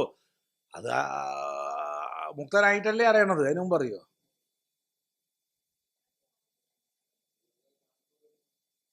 ഇത് ഇത് ഭഗവാൻ ചതുർബാഹു ആയിട്ടുള്ള രൂപം കാണിച്ചു കൊടുത്തു. അത് കഴിഞ്ഞ് കുറച്ച് കഴിഞ്ഞപ്പോ കുട്ടികളെ പോലെ കരയാൻ തുടങ്ങിയപ്പോഴത്തേക്ക് എന്തായി? അമ്മയ്ക്ക് എൻ്റെ ഉണ്ണി അത് ഇതെന്നും പറഞ്ഞിട്ട് താലോലിക്കലായി. അതാണ് സംസാരം. ഇയാൾ തന്നെയാണ് ചതുർബാഹുവായ രൂപം കാണിച്ചു തന്നെന്ന് വല്ല ഓർമ്മയും പിന്നുണ്ടോ? അതാണ് മായ. ഒക്കെ വല്യമ്മേന്റെ പണിയാണ്. ആത്മാവേവ രിപുഹു ശത്രുഹു. ആത്മാവ് തന്നെയാണ് ശത്രു. അന്യഹ അപകാരി ബാഹ്യ. അപ്പോ പുറമെ എനിക്കൊരു അപകാരം ചെയ്യുന്ന ആളുണ്ട്, അയാൾ ശത്രുവാണ്. പുറമെ എനിക്ക് അപകാരം ചെയ്യുന്ന ആളുണ്ട്, അയാൾ ശത്രുവാണ്. അല്ലെങ്കിൽ എനിക്ക് ഉപകാരം ചെയ്യുന്ന ആളുണ്ട്, അയാൾ മിത്രമാണ് എന്ന് പറഞ്ഞു. അപ്പൊ ഭാഷ്യകാരൻ പറയുകയാണ്, അതുപോലും തന്നാൽ പ്രയുക്തനാണ്. ആത്മപ്രയുക്തയേവ. താൻ കൽപ്പിക്കുന്നതാണ്. എന്ത്? അയാൾ തനിക്ക് അപകാരം ചെയ്യുന്നു, അതുകൊണ്ട് അയാൾ തൻ്റെ ശത്രുവാണ്.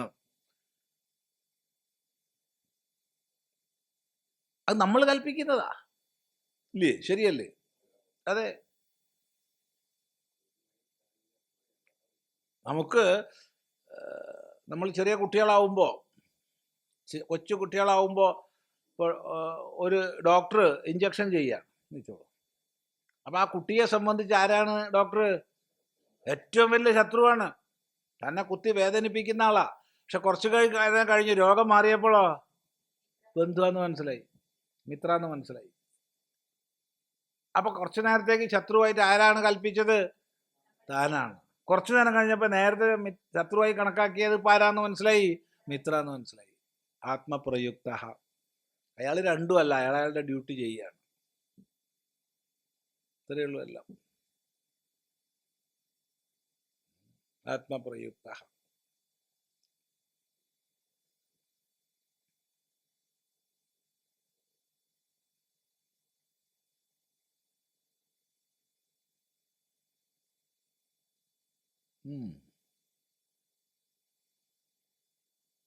കഴിഞ്ഞ ഒരു 2-3 ആഴ്ച മുമ്പ് ഒരാള് ഒരു മൃഗശാലേൻ്റെ വലിയൊരു ഈ ഫൈബർ ഗ്ലാസ് മതിലിൻ്റെ മുകളിൽ കയറിയിട്ട് ഫോട്ടോ എടുക്കുകയാണ്.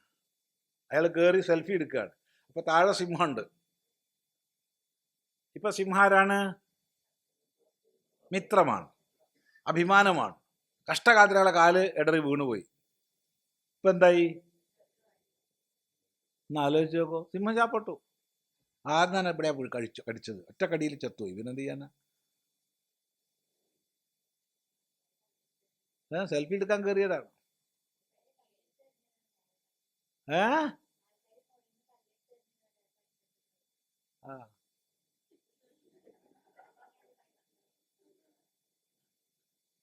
നല്ല ചാപ്പാട് കിട്ടിക്കഴിഞ്ഞാൽ കടിക്കൂല എന്നാ പറയണത്.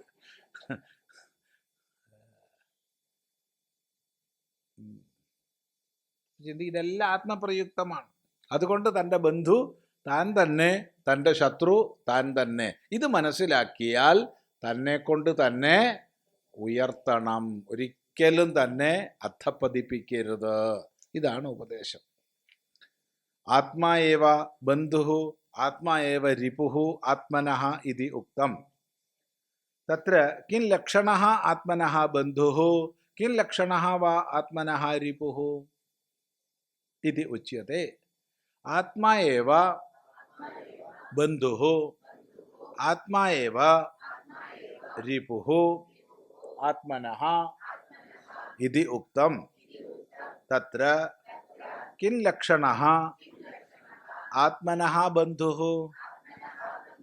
കിം ലക്ഷണഃ വാ ആത്മനഃ രിപുഃ ഇതി ഉച്യത്തെ.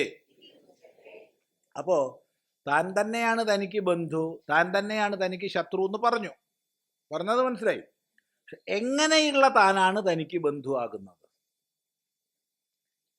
രണ്ടാമത്തെ ചോദ്യം, എങ്ങനെയുള്ള താനാണ് തനിക്ക് ശത്രുവാകുന്നത്? ഉച്യതേ, ഇതാ പറയുന്നു. അപ്പൊ ഞാൻ എനിക്ക് സ്വയം ബന്ധുവാകുന്നത് എപ്പോൾ? ഞാൻ എനിക്ക് സ്വയം ശത്രുവാകുന്നത് എപ്പോൾ? എപ്പോഴും ഒരാൾ ശത്രുവാണോ സ്വയം? എപ്പോഴും ഒരാൾ ബന്ധുവാണോ സ്വയം? ഇതാണ് ചോദ്യം. ബന്ധുരാത്മാത്മനസ്തസ്യ യേനാത്മൈവാത്മനാ ജിതഃ അനാത്മനസ്തു ശത്രുത്വേ വർത്തേതാത്മൈവ ശത്രുവത്. ബന്ധുരാത്മാത്മനസ്തസ്യ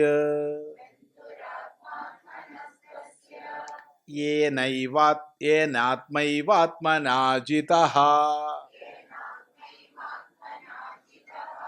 അനാത്മനസ്തു ശത്രുത്വേ വർത്തേതാത്മൈവ ശത്രുവത്. അതിന്റെ ഛേദം പറയാം, കുറേ സന്ധി ഉണ്ട് അതിൽ. ബന്ധുഃ ആത്മാ ആത്മനഃ തസ്യ യേന ആത്മാ ഏവ ആത്മനാ ജിതഃ അനാത്മനഃ തു ശത്രുത്വേ വർത്തേത ആത്മാ ഏവ ശത്രുവത്. അപ്പോ ആത്മനഃ ആത്മാ ബന്ധുഃ, തനിക്ക് താൻ ബന്ധുവാണ്, തനിക്ക് താൻ ബന്ധുവാണ്. എപ്പോ? യാതൊരാളാൽ ആത്മാവ് ജയിക്കപ്പെട്ടിട്ടുണ്ടോ, താൻ അന്ധക്കരണം ജയിക്കപ്പെട്ടിട്ടുണ്ടോ? അപ്പൊ തനിക്ക് അധീനമായ മനസ്സോട്, തനിക്ക് അധീനമായ ബുദ്ധിയോട് കൂടിയവൻ, അല്ലെങ്കിൽ തനിക്ക് അധീനമായ ശരീരേന്ദ്രിയ മനോബുദ്ധികളോട് കൂടിയവൻ തനിക്ക് സ്വയം ബന്ധുവാണ്. തൻ്റെ നിയന്ത്രണത്തിലുള്ള മനസ്സ്, തൻ്റെ നിയന്ത്രണത്തിലുള്ള ബുദ്ധി, തൻ്റെ നിയന്ത്രണത്തിലുള്ള ഇന്ദ്രിയങ്ങൾ, തൻ്റെ നിയന്ത്രണത്തിലുള്ള ശരീരം, ഇതാർക്കുണ്ടോ അവൻ സ്വയം ബന്ധുവാണ്. എന്നാൽ അനാത്മനഃ തു ശത്രുത്വേ വർത്തേത ആത്മൈവ ശത്രുവത്. ഇങ്ങനെ നിയന്ത്രിതമല്ലാത്ത ശരീരേന്ദ്രിയ മനോബുദ്ധികളോട് കൂടിയവൻ തനിക്ക് സ്വയം ശത്രുവാകുന്നു. അപ്പോൾ നമ്മൾ നമ്മളെ തന്നെ നിയന്ത്രിച്ചാൽ നാം നമുക്ക് ബന്ധുവാണ്. സ്വയം നിയന്ത്രണമില്ലാതെ ജീവിക്കുകയാണെങ്കിൽ നമ്മൾ നമുക്ക് തന്നെ ശത്രുവാണ്. അത്രയേ ഉള്ളൂ. അപ്പം നമുക്കെല്ലാ ഉപാധികളും ഉണ്ട്, വേണം. ഒരു ഉപാധിയും സാധകൻ ഇല്ലാതാവുകയല്ല വേണ്ടത്. ശരീരം ശക്തമാകണം, ഇന്ദ്രിയങ്ങൾ ശക്തങ്ങളാകണം, മനസ്സ് ശക്തമാകണം, ബുദ്ധി ശക്തിയുള്ളതാകണം. ദുർബലമാവുകയല്ല വേണ്ടത്. സാധകൻ എന്ന് പറഞ്ഞാൽ ദുർബലനല്ല. ഇത് ശ്രദ്ധിക്കേണ്ടതാണ്. പലപ്പോഴും നമ്മൾ സാധകൻ എന്ന് പറഞ്ഞാൽ ദുർബലനെന്ന് വിചാരിക്കും. ചാപ്പാടും കഴിക്കൂല, എന്താ അല്ലാതിരിക്കണല്ലോ, അത് ഞാൻ സാധകനായതാ. എന്നിട്ട് ചാപ്പാട് ആഴ്ചയിൽ ഒരു ദിവസമേ ഉള്ളൂ, ബാക്കിയൊക്കെ ഉപവാസമാണ്.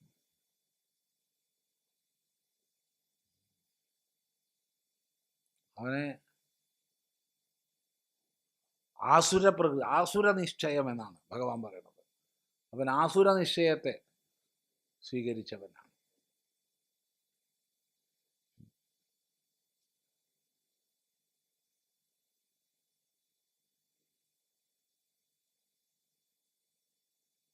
മറിച്ച് പ്രബലങ്ങളായ ശരീരേന്ദ്രിയ മനോബുദ്ധികളാണ് സാധകന് വേണ്ടത്. എന്നാൽ അവ നിയന്ത്രിതങ്ങളാവണം, തനിക്ക് അധീനങ്ങളാവണം. ചെവി കേൾക്കണം, മൂക്കുകൊണ്ട് മണക്കണം, കണ്ണുകൊണ്ട് കാണണം, നാക്കുകൊണ്ട് രുചിക്കണം, തൊക്കൊണ്ട് സ്പർശിക്കണം. ഏതെങ്കിലും ഒരു ഇന്ദ്രിയത്തിൻ്റെ അഭാവം ഉണ്ടെങ്കിൽ മറ്റൊരു ഇന്ദ്രിയത്തിൻ്റെ ആധിക്യം ഉണ്ടാവും. ഇപ്പോൾ കണ്ണ് കാണാത്ത ആൾക്കാർക്ക് കേൾവിയോ സ്പർശമോ ഒക്കെ കൂടുതലുണ്ടാവും, എന്തെങ്കിലുമൊക്കെ കൂടുതലുണ്ടാവും. ഒരു ഇന്ദ്രിയത്തിൻ്റെ ക്ഷതി ഉണ്ടെങ്കിൽ മറ്റൊരു ഇന്ദ്രിയത്തിൻ്റെ ആധിക്യം ഉണ്ടാവും. അത് ബാലൻസ് ചെയ്തോളൂ, പ്രകൃതിയിൽ നിയമമുണ്ട്. പക്ഷെ പ്രബലമാകണം.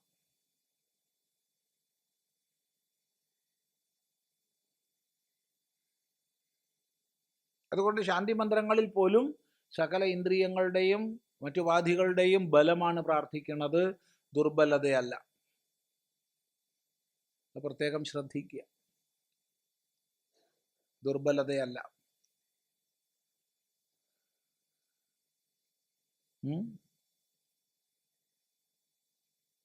അതുകൊണ്ട് തന്നാൽ താൻ നിയന്ത്രിക്കപ്പെട്ടിരിക്കുന്ന ആൾക്ക് താൻ ബന്ധുവാണ്, തന്നാൽ താൻ നിയന്ത്രിക്കപ്പെടാത്ത ആൾക്ക് താൻ ശത്രുവാണ്. ഇത്രയേ ഉള്ളൂ. ഇതാണ് ബന്ധുത്വം ശത്രുത്വം നിശ്ചയിക്കുന്ന മാനദണ്ഡം. അപ്പം നമ്മൾ ഓരോരുത്തരും നമുക്ക് ബന്ധുവാണോ ശത്രുവാണോ എന്ന് സ്വയം വിലയിരുത്തുക. മറ്റുള്ള ആൾക്കാരെ ശത്രുവായിട്ട് പ്രഖ്യാപിക്കുന്നതിന് മുമ്പ് ആദ്യം സ്വയം ഒന്ന് ചിന്തിക്കുക. ഇത്ര വയസ്സായി, ഇത്ര ജീവിതാനുഭവങ്ങളായി, ഇപ്പോഴും ഞാൻ എനിക്ക് സ്വയം ബന്ധുവാണോ അല്ല ശത്രുവാണോ? സ്വയം ഒന്ന് ചിന്തിക്കുക, അതേ ഉള്ളൂ. പക്ഷെ നമുക്ക് ഊർജം സമയമൊക്കെ പോണത് മറ്റേല. അവൻ ബന്ധുവാണോ ഇവൻ ശത്രുവാണോ എന്ന് നിശ്ചയിക്കണേലാണ് നമ്മുടെ ഊർജവും സമയവും പോണത്. അപ്പോൾ ബന്ധു ശത്രുവിൻ്റെ മാനദണ്ഡം പറഞ്ഞു തന്നു കഴിഞ്ഞു. നമ്മളുടെ പണിയാണ് വിചാരം ചെയ്യുക, നേരെയാക്കുക. നോക്കൂ, ബന്ധു ആത്മാ ആത്മനഃ തസ്യ ആത്മനഃ സഹ ആത്മാ ബന്ധു യേന ആത്മന ആത്മാ ഏവ ജിതഃ ആത്മാ കാര്യകരണസംഘാതഃ യേന വശീകൃതഃ ജിതേന്ദ്രിയഃ ഇത്യർത്ഥഃ. അനാത്മനഃ തു അജിതാത്മനഃ തു ശത്രുത്വേ ശത്രുഭാവേ വർത്തേത ആത്മാ ഏവ ശത്രുവത്. തഥാ അനാത്മാ ശത്രുഃ ആത്മനഃ അപകാരി തഥാ ആത്മാ ആത്മനഃ അപകാരേ വർത്തതേ ഇത്യർത്ഥഃ. ബന്ധുഃ ആത്മാ ആത്മനഃ തസ്യ ആത്മനഃ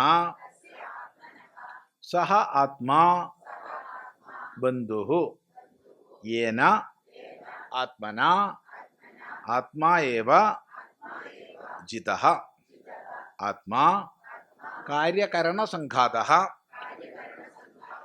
യേന വശീകൃതഃ ജിതേന്ദ്രിയഃ ഇത്യർത്ഥഃ. അനാത്മനഃ തു അജിതാത്മനഃ തു ശത്രുത്വേ ശത്രുഭാവേ വർത്തേത ആത്മാ ഏവ ശത്രുവത്. തഥാ അനാത്മാ ശത്രുഃ ആത്മനഃ അപകാരി തഥാ ആത്മാ ആത്മനഃ അപകാരേ വർത്തേത ഇത്യർത്ഥഃ. അപ്പോൾ നമുക്ക് നമ്മൾ തന്നെ ബന്ധുവാണ്. എപ്പോ? ഏന ആത്മന ആത്മാവേവ ജിതഃ, തന്നാൽ താൻ ജയിക്കപ്പെടുമ്പോൾ. എന്താണ് ഈ തന്നാൽ താൻ ജയിക്കപ്പെടുക എന്ന് പറഞ്ഞ അർത്ഥം? അവിടെ താൻ എന്നുള്ളതിന് ആത്മാ എന്നുള്ള അർത്ഥം എടുക്കരുത് എന്നാണ് ഭാഷ്യകാരൻ പറയുന്നത്. പിന്നെ എന്ത് വേണം? കാര്യകരണ സംഘാതം എന്നുള്ള അർത്ഥം എടുക്കണം. കാര്യം ശരീരം, കാര്യം ശരീരം, കരണം ബാഹ്യകരണങ്ങളും അന്തഃകരണങ്ങളും. ബാഹ്യകരണങ്ങൾ എന്ന് പറഞ്ഞാൽ 5 ജ്ഞാനേന്ദ്രിയങ്ങളും 5 കർമ്മേന്ദ്രിയങ്ങളും. അന്തഃകരണങ്ങൾ എന്ന് പറഞ്ഞാൽ മനസ്സ്, ബുദ്ധി, ചിത്തം, അഹങ്കാരം. അപ്പോ മനസ്സ്, ബുദ്ധി, ചിത്തം, അഹങ്കാരം, ജ്ഞാനേന്ദ്രിയങ്ങൾ, കർമ്മേന്ദ്രിയങ്ങൾ, ഈ ഉപാധികളെല്ലാം, അതുപോലെ ശരീരം ആർക്ക് വിധേയമാണോ, ആരാൽ നിയന്ത്രിതമാണോ, അവന് സ്വയം ബന്ധു. ഇവിടെ കാര്യകരണം വേണ്ടെന്ന് ആരും പറഞ്ഞിട്ടില്ല. കാര്യകരണങ്ങൾ പ്രബലങ്ങളായിരിക്കണം. ഗുരുനാഥൻ്റെ അടുത്ത് കേൾക്കണം വെച്ചാൽ കേൾക്കുക തന്നെ വേണം. ഇനി കേൾക്കാനുള്ള കഴിവില്ല, ചെവി കേൾക്കില്ല വെച്ചാൽ കുഴപ്പമില്ല, പക്ഷേ കണ്ണ് കാണണം. ഒരാൾക്ക് കണ്ണ് കാണില്ല, ഒരു കുഴപ്പവും ഇല്ല, ചെവി കേട്ടാൽ മതി. ഇത് രണ്ടും ഇല്ലാച്ചാൽ മൂന്നാമതൊരു വഴിക്ക് ബോധിപ്പിക്കാൻ ഗുരുവിന് സാധിച്ചാലും മതി. തൊട്ടിട്ടോ മറ്റോ ബോധിപ്പിക്കാൻ സാധിച്ചാൽ മതി. ഏതായാലും കരണങ്ങൾ ശക്തങ്ങളാകണം, അവ തൻ്റെ നിയന്ത്രണത്തിൽ വേണം. അതുപോലെ ശരീരം തൻ്റെ നിയന്ത്രണത്തിൽ വേണം. അങ്ങനെ സ്വയം നിയന്ത്രണത്തിലുള്ള ശരീര, ഇന്ദ്രിയ, മനോബുദ്ധികളോടുകൂടിയവൻ വശീകൃത ജിതേന്ദ്രിയ, ജിതേന്ദ്രിയനായവൻ, ഇന്ദ്രിയങ്ങളെ ജയിച്ചവൻ തനിക്ക് സ്വയം ബന്ധുവാണ്. അവ വികാരപ്രകൃതിയിൽ നമുക്ക് നിയന്ത്രണത്തിൽ കിട്ടാതെ തളച്ചുകൊണ്ടിരിക്കുന്നതാണെങ്കിലോ നമ്മൾ എന്തൊക്കെ അനർത്ഥങ്ങളിലാ പോയി പെടുക എന്ന് കണക്കില്ല. ആദ്യം സ്വയം മെരുക്കിയെടുക്കണം. നമ്മൾ അതിന് ശ്രമിക്കാണ്ട് മറ്റുള്ളവരെ മെരുക്കാനാണ് നോക്കുക. ഇവിടെയാണ് കുഴപ്പം.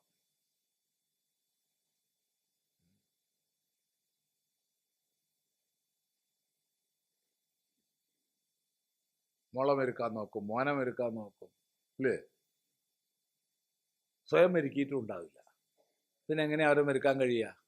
പിന്നെ വീട്ടിൽ സംഘട്ടനം, അല്ലാണ്ട് എന്ത്?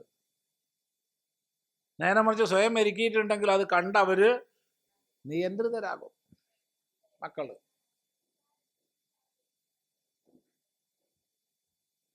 ചിന്തിക്കുക. തിരിച്ചു പറയാണ്, ആത്മനഃ തു അജിതാത്മനഃ ശത്രുത്വേ ശത്രുഭാവേ വർത്തേതാത്മൈവ. എന്നാൽ സ്വയം ജയിക്കാത്ത ആൾക്ക് താൻ തന്നെ ശത്രുവായി തീരുന്നു. അപകാരി, താൻ തനിക്ക് തന്നെ അപകാരം ചെയ്യുന്നവനാകുന്നു. എല്ലാ ഇടാകൂടം ഉണ്ടാക്കും പോയിട്ട്. സ്വയം നിയന്ത്രിതമല്ലെങ്കിൽ വേണ്ടാത്ത വാക്കുകൾ പറഞ്ഞിട്ട്, വേണ്ടാത്ത എടുത്തു പോയിട്ട് അഭിപ്രായം പറഞ്ഞിട്ട്, കണ്ടുകൊണ്ട് നിൽക്കുമ്പോൾ അതിൽ പോയി പെടും. മറ്റൊരു രക്ഷപ്പെട്ടുണ്ടാവും, യവൻ കൂടുന്നു. തമാശയല്ല. പോലീസ് ലാത്തി ചാർജിലൊക്കെ അധികം പരിക്ക് പറ്റിയ ഒന്നിലും പെടാത്ത ആൾക്കാർക്കാ. കുറ്റം ചെയ്തവരെ കൂടി രക്ഷപ്പെട്ടിട്ടുണ്ട്. യവൻ കാണാൻ പോയതാ, അടി കാണാനൊരു ഇഷ്ടം, അങ്ങനെ പോയി നിന്നതാ, തല്ലുകൊണ്ടതേ അവന്.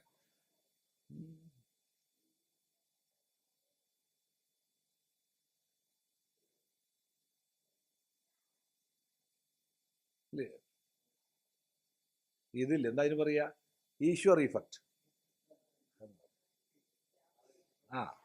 ഈശ്വർ ഇഫക്റ്റ് ആണ്. ഒരു ബന്ധത്തിൽ വെറുതെ അഭിപ്രായം പറഞ്ഞ എവൻ കുടുങ്ങി, മറ്റവനൊരു കുഴപ്പമില്ല.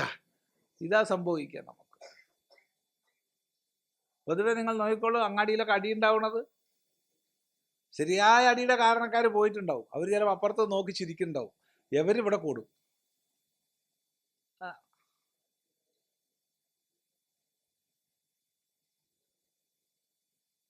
അതാണ് നിയന്ത്രിതമല്ലാത്ത അന്ധകരണമായാൽ. നമ്മൾ ഓരോരുത്തരും നമ്മളെ വീട്ടിലുണ്ടാകുന്ന ലഹള മാത്രം ഒന്ന് മനസ്സുകൊണ്ട് നോക്കിയാൽ മതി. നമ്മളൊക്കെ വീട്ടിൽ ഒരു മാസം എത്ര ലഹള ഉണ്ടാവുന്നുണ്ട് ഒന്ന് ഒരു കണക്കെടുക്കുക. പുറത്താരോടും പറയണ്ട. ഒരു മാസത്തെ പോട്ടെ, ഒരു ദിവസത്തെ എടുത്താൽ മതി. അപ്പം തന്നെ ഒരു വലിയ പേപ്പർ വേണ്ടി വരും. അപ്പം അതിൽ ഈ പറഞ്ഞതുപോലെ ആവശ്യമില്ലാത്ത വിഷയങ്ങളിലല്ലേ എന്ന് നോക്കിയാൽ മതി. നമ്മുടെ നിയന്ത്രണം ഇല്ലായ്മ ഉണ്ടാ. വൈകാരിക പ്രകൃതി കിടന്ന് തിളച്ചു, അസ്ഥാനത്ത് പ്രതികരണങ്ങൾ ചെയ്തു. അതാണ് ഇതായിരിക്കും. അസ്ഥാനത്ത്. അതാണ് മനസ്സിലാക്കേണ്ടത്. അധികാരമുള്ള വിഷയങ്ങളായിരിക്കില്ല ഒന്നും. നമുക്ക് അധികാരമുള്ള വിഷയമേ ആയിരിക്കില്ല.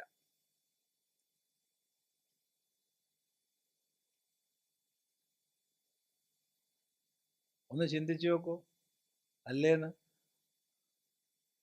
ഞാൻ കല്യാണം കഴിച്ചു, എനിക്ക് പതിയുണ്ട്, അല്ലെങ്കിൽ എനിക്ക് പത്നിയുണ്ട്. ഞാൻ കല്യാണം കഴിച്ച് എനിക്ക് പത്നി ഉണ്ട് എന്നുള്ളതുകൊണ്ട് പത്നി എൻ്റെ അടിമയാണോ? അല്ല. ഞാൻ കല്യാണം കഴിച്ച് എനിക്ക് പതി ഉണ്ട് എന്നുള്ളതുകൊണ്ട് പതി എൻ്റെ അടിമയാണോ? അല്ല. പക്ഷെ ഇതുപോലും നമുക്കറിയില്ല. അവൾക്ക് അവളുടേതായ വ്യക്തിത്വമുണ്ട്, അവൻ അവനതായ വ്യക്തിത്വമുണ്ട്. പിന്നെ ഞാൻ ചിന്തിക്കുന്ന പോലെ അവൻ ചിന്തിക്കാൻ പാടുള്ളൂ, ഞാൻ നോക്കണ പോലെ അവൾ നോക്കാൻ പാടുള്ളൂ, ഞാൻ ഇഷ്ടപ്പെടുന്ന പോലെ അവൾ പെരുമാറാൻ പാടുള്ളൂ. അതെങ്ങനെ ശരിയാവുക?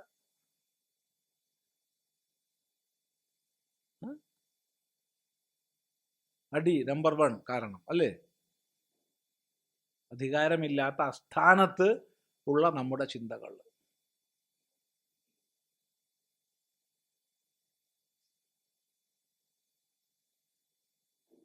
വലിയ പ്രശ്നങ്ങളായിട്ട് വന്നു കഴിഞ്ഞാൽ സംസാരിക്കുമ്പോൾ എത്രയേ ഉള്ളൂ എന്ന് മനസ്സിലാവും. നമ്മുടെ ജീവിതത്തെക്കുറിച്ചുള്ള കാഴ്ചപ്പാടിൻ്റെ ദോഷമാണ്. ആ വ്യക്തിക്ക് ആ വ്യക്തിയുടെ സ്വാതന്ത്ര്യമുണ്ട്, സങ്കല്പങ്ങളുണ്ട്. ആ സങ്കല്പങ്ങളെയും സ്വാതന്ത്ര്യത്തെയും നിന്റെ മുമ്പിൽ അടിയറ വെക്കേണ്ട ആവശ്യമില്ല. സ്വാമി ഇങ്ങനെ പറഞ്ഞാൽ നമ്മുടെ കുടുംബസങ്കല്പം മാറിപ്പോകുമല്ലോ. ഇങ്ങനെയുള്ളൊരു കുടുംബസങ്കല്പം എന്തിനാ നമുക്ക്? അവിടെ റിപ്പയർ ചെയ്യേണ്ടത് ആ സങ്കല്പത്തെ അല്ലേ?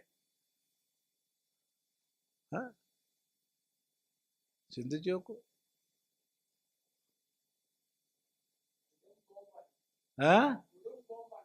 ബോംബ്. അതെ, പുതിയൊരു വാക്കുണ്ടാക്കാണല്ലോ. കുടുംബ ബോംബ, ബോംബാന്നാ പറഞ്ഞത്. ശരിയാണ്. മറ്റു സന്തോഷമായിട്ട് ജീവിക്കാം. അവനവൻ്റെ ഇഷ്ടങ്ങളുണ്ട്, അവൾക്ക് അവളുടേതായ ഇഷ്ടങ്ങളുണ്ട്.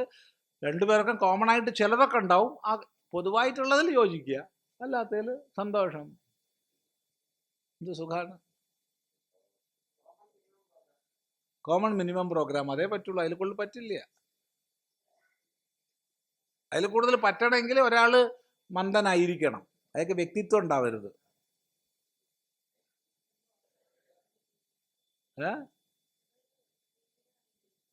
എന്ത്? അതൊരു ജീവിതമാവില്ല എന്ന് വിചാരിക്കണവർ അതിൽ പോണ്ട. ഇപ്പൊ ചിദാനന്ദപുരി സ്വാമി ഇവിടെ പറയണത് നിങ്ങൾ 100% സ്വീകരിക്കണം എന്ന് എപ്പോഴെങ്കിലും പറഞ്ഞിട്ടുണ്ടോ? ഇല്ല. നമ്മളെ അഭിപ്രായങ്ങളാണ് പറയണത്. നിങ്ങൾക്ക് സ്വീകാര്യമായത് സ്വീകരിക്കാം, തള്ളേണ്ടത് തള്ളാം. പക്ഷെ എനിക്ക് എൻ്റെ അഭിപ്രായങ്ങൾ പറയാനുള്ള സ്വാതന്ത്ര്യമുണ്ട്. അതിൽ നിങ്ങൾ എത്ര എതിർത്താലും അത് കേൾക്കാനുള്ള സഹനത നിങ്ങൾക്കും വേണം. കാരണം പ്രാരബ്ധം നിങ്ങളെ ഇവിടെ കൊണ്ടുവന്ന് എത്തിച്ചിരിക്കും. അതെ. അല്ലെങ്കിൽ റോഡിലൂടെ പോകേണ്ട ആൾക്ക് ഇവിടെ വന്നിരിക്കേണ്ട വല്ല ആവശ്യമുണ്ട്? ഓരോ ഭാഗത്ത് ദൂരെ നിന്ന് ബസ്സിൻ്റെ ടിക്കറ്റ് എടുത്ത്, ട്രെയിനിൻ്റെ ടിക്കറ്റ് എടുത്ത്, പെട്രോൾ കത്തിച്ചൊക്കെ ആൾക്കാർ വന്നത് വല്ല ആവശ്യമുണ്ടോ? അപ്പോൾ നിങ്ങൾ കേട്ടേ മതിയാവും. സ്വീകരിക്കണോ തള്ളണോ എന്നുള്ളത് നിങ്ങളുടെ ഇഷ്ടമാണ്. അതെ. ഇവിടെ വന്നു ആരെയും പിടിച്ച് കെട്ടിക്കൊണ്ടുവന്നിട്ടില്ല. മണി അടിച്ചു, ശരിയാണ്. ആര് പറഞ്ഞു നിങ്ങളുടെ അകത്തിരിക്കാൻ? അകത്തിരിക്കണം. നിങ്ങൾ അകത്തിരിക്കണോണ്ടല്ലേ ഞാൻ പറയണത്, അല്ലെങ്കിൽ ഞാൻ പറയുമോ? മുമ്പിൽ ആരും ഇല്ലാച്ചാ പറയില്ല. അത് നമുക്ക് നമ്മുടെ ഇതിന് ചിലപ്പോൾ നിങ്ങൾ വിപ്ലവം എന്ന് പറഞ്ഞേക്കാം, ഇത് ഭാരതീയ കുടുംബസങ്കല്പത്തിന് എതിരാണെന്ന് പറഞ്ഞേക്കാം. കഴിഞ്ഞ ദിവസം ഞാനൊരു സ്ഥലത്ത് പ്രഭാഷണം ചെയ്തു. കഴിഞ്ഞ ദിവസം അവിടെ കൂടിയിരുന്നവരൊക്കെ അത് കേട്ട് വളരെ സന്തോഷമായിട്ട് ആസ്വദിച്ചു കേട്ടോ. അത് കഴിഞ്ഞിട്ട് അതിൽപ്പെട്ട ആൾ തന്നെ പറയുക, സ്വാമി ഇങ്ങനെയൊക്കെ പ്രസംഗിച്ച അപകടമാണല്ലോ, നമ്മളെ കുടുംബം തകർന്നു പോകുമല്ലോ. അത് എനിക്കെന്തിനാ നോക്കണം? എനിക്ക് കുടുംബമുണ്ടോ? നിന്റെ കുടുംബം തകർന്ന എനിക്കെന്താ? എന്തൊരു കഷ്ടം. ഞാനവിടെ വേറെ ഒന്നും പറഞ്ഞിട്ടില്ല. ഞാൻ പറഞ്ഞ ഇത്രയേ ഉള്ളൂ. ഒരമ്മ ആശ്രമത്തിലൊരു കുട്ടിയെയും കൊണ്ടുവന്നു. ആ കുട്ടി ആദ്യമായിട്ടാണ് ചിദാനന്ദപുരി സ്വാമിയെ കാണുന്നത്. അപ്പോൾ ആ കുട്ടിയുടെ ഉള്ളിൽ സന്യാസി എന്ന് പറഞ്ഞാൽ എന്താന്ന് തന്നെ നമുക്കറിയില്ല. ഈ അമ്മ കുട്ടിയുടെ വ്യക്തിത്വത്തെ ഹനിക്കുന്ന മാതിരി, അവൻ്റെ വ്യക്തിത്വത്തിന് ഒരു ഹാനി വരുന്ന രീതിയിൽ, അവനെ ദുഃഖിപ്പിക്കുന്ന രീതിയിലാണ് പറഞ്ഞത്. സ്വാമി ആ സത്തിനെ കണ്ടോ, ഒരു കാത് കുത്തിയിട്ടൊരു കമ്മലിട്ട് വന്നത് എന്ന് പറഞ്ഞു.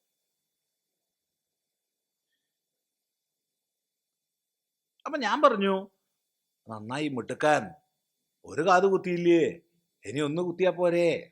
എനിക്ക് അതില്ല, എനിക്ക് രണ്ടും കുത്തിയിട്ടില്ല. ഞാൻ എൻ്റെ കാണിച്ചു കൊടുത്തു. കാരണം ഈ കുട്ടി ചെറിയ കുട്ടിയായപ്പോൾ അച്ഛനും അമ്മയ്ക്കൊക്കെ പരിഷ്കാരം കയറിയിട്ട് അവർക്ക് കർണവേദം വേണ്ട എന്നുള്ള അഭിപ്രായമായിരുന്നു. സംസ്കാരം ഉണ്ടായിരുന്നില്ല. അപ്പോൾ കർണവേദം വേണം എന്നുള്ളത് അവർക്ക് അറിയില്ലായിരുന്നു. അവർ വിചാരിച്ച പെൺകുട്ടിക്ക് കമ്മലിടാനാണ് കാത് കുത്തുന്നതെന്നാണ്. അതുകൊണ്ട് ആൺകുട്ടിയൊക്കെ കുട്ടി കുത്തിയില്ല. അപ്പോൾ ഒട്ടും കുത്താത്ത എനിക്ക് നിന്നെ എതിർക്കാൻ അധികാരമുണ്ടോ? നീ പകുതിയെങ്കിലും കുത്തിയില്ലേ, ഇനി പകുതി കുത്തിയാൽ പോരെ. ഒട്ടും കുത്താത്ത ഞാനല്ലേ മോശക്കാരൻ. ഉടനെ അമ്മയ്ക്ക് ചൂടായ സ്വാമിയും അങ്ങനെയാ പറഞ്ഞത്. സ്വാമി അങ്ങനെയല്ല, എന്താ പറയണ്ടത്? അപ്പൊ നിങ്ങൾ വിചാരിച്ച പോലെ പറയാൻ സ്വാമിക്ക് കഴിയോ?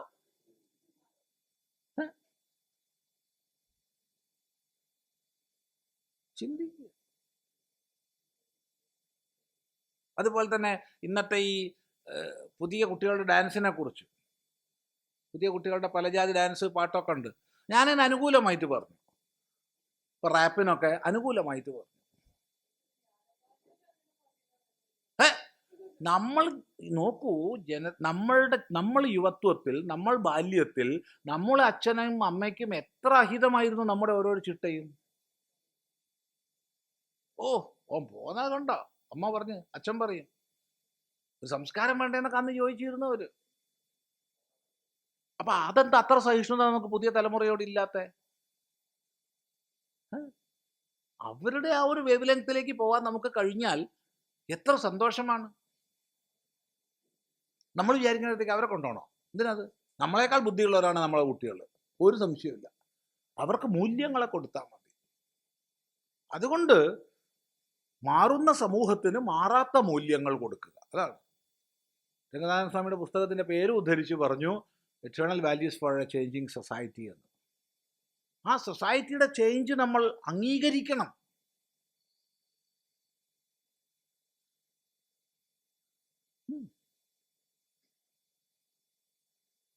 ചിന്തിക്കുക. ഈ റാപ്പൊക്കെ പണ്ടേ ഉണ്ട്, പുതിയതൊന്നും അല്ല. മലയാളത്തിലും ഉണ്ട്, ഉണ്ടായിട്ടില്ല? സിനിമയിൽ ഉണ്ടായിട്ടില്ല? ഉണ്ട്, പണ്ടേ ഉണ്ട്, പുതിയതൊന്നും അല്ല.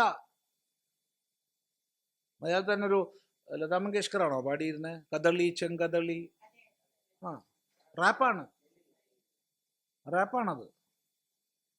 പിന്നെ റാപ്പ് എന്ന് പറഞ്ഞപ്പോൾ കുറ്റപ്പെടുത്തുന്നത് എന്തിനാ? ഞാൻ കഴിഞ്ഞ കൊല്ലം അമേരിക്കയിൽ പോയപ്പോൾ ഈ അമ്മയുടെ വീട്ടിലായിരുന്നു. ആ സമയത്ത് ഒരു 2 പേര് വന്നു. ഈ ചങ്ങാതി അവിടുന്ന് ഒരു റാപ്പ് ഉണ്ടാക്കി പാടി. അവരുടെ കൂട്ടുകാരൻ ബീറ്റ് ബോക്സ് എന്ന് പറഞ്ഞിട്ട് വായു കൊണ്ട് എന്തൊക്കെയാ കാണിക്കണ ഭഗവാൻ, ഇതൊക്കെ ഒരു മനുഷ്യന് സാധിക്കുമെന്ന് നമുക്ക് ചിന്തയാ. യവൻ ചാടും നോക്കണ്ട്. പക്ഷെ കുറച്ചു നേരം കഴിഞ്ഞപ്പോൾ എനിക്കും തോന്നി ഒന്ന് ചാടിയാലോ എന്ന്. അതെ, അതാണ് നമ്മളെ അങ്ങോട്ട് എനർജൈസ് ചെയ്യാന്ന് മാത്രം പറഞ്ഞാൽ പോരാ, അത് നല്ലതല്ലേ. അല്ലാണ്ട് എന്നും ഞാൻ അങ്ങനെ തന്നെ ഇരിക്കണോ? ഒന്ന് ആലോചിച്ച് നോക്കൂ.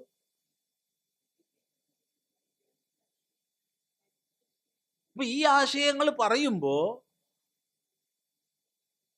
ഒരു സ്ത്രീ വിവാഹം കഴിച്ചു എന്നുള്ളതുകൊണ്ട് പുരുഷന്റെ അടിമയാവുന്നില്ല. അവൾക്ക് അവരുടേതായ ചിന്തകളും വികാരങ്ങളും വിചാരങ്ങളും ഉണ്ട്, സ്വാതന്ത്ര്യമുണ്ട്. ഒരു പുരുഷൻ സ്ത്രീയെ വിവാഹം കഴിച്ചു എന്നുള്ളതുകൊണ്ട് പുരുഷൻ സ്ത്രീയുടെ അടിമയാവുന്നില്ല. അവൻ്റെതായ വിചാരങ്ങളും വികാരങ്ങളും ചിന്തകളും സ്വാതന്ത്ര്യങ്ങളും ഉണ്ട്. എന്നിട്ട് പൊതുവായി യോജിക്കാൻ പറ്റുന്ന മേഖലകളിൽ യോജിക്കാന്നേ പറ്റൂ, മറ്റത് അടിമത്തമാണ്. ഇത് പറയുമ്പോഴത്തേക്ക് പ്രസംഗിക്കുമ്പം കേട്ടവരൊക്കെ നല്ല തലകുലുക്കി ചിരിച്ചു കേട്ടോ. ഒരു പുറത്ത് വന്നിട്ട് ആൾ പറയുക, ഇത് സ്വാമി കുടുംബം തകർക്കണ സിദ്ധാന്ത സ്വാമി പറയണ കേട്ടോ. ഞാൻ ചോദിച്ചു, ഞാൻ കുടുംബമുണ്ട്, എനിക്ക് കുടുംബമുണ്ടോ, പിന്നെ എനിക്കെന്താ പ്രശ്നം? അവനോട് അതല്ലാണ്ട് എന്താ പറയുക? പക്ഷെ ഞാൻ കുടുംബം തകർക്കുന്ന ആളല്ല, എനിക്കങ്ങനെ ഒരു ചിന്തയേ ഇല്ല. പക്ഷെ അവനോടൊക്കെ അത് മറുപടി പറയണം.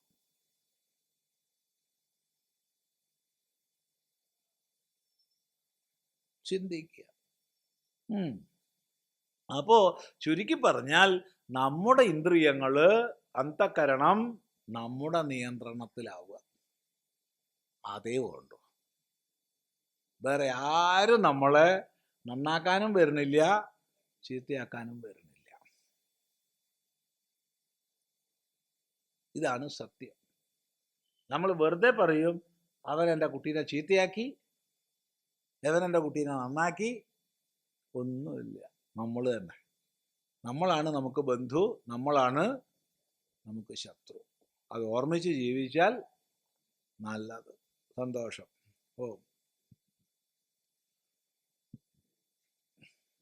ശരി, തുടർന്ന് പഠിക്കാം. ഓം ഗുരുർബ്രഹ്മാ ഗുരുർവിഷ്ണു ഗുരുർദേവോ മഹേശ്വരഃ ഗുരു സാക്ഷാത് പരം ബ്രഹ്മ തസ്മൈ ശ്രീ ഗുരവേ നമഃ.